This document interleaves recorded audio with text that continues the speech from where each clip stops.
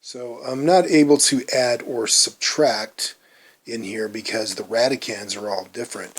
But if I can simplify each expression, then I may be able to add and subtract. So this first expression here, 2 times the square root of 50, 50, I'm going to write that as 25 times 2.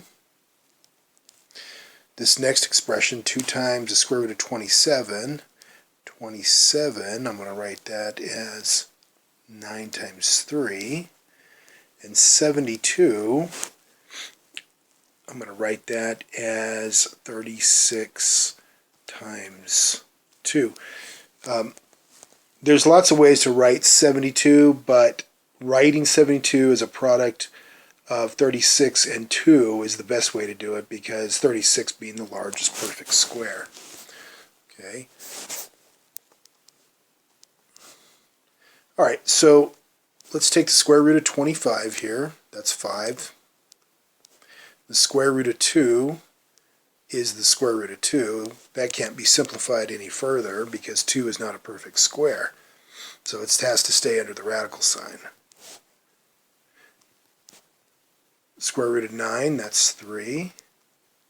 Square root of 3, that stays underneath the radical sign also because it's not a perfect square. Square root of 36, that's 6, and then the square root of 2 stays as it is.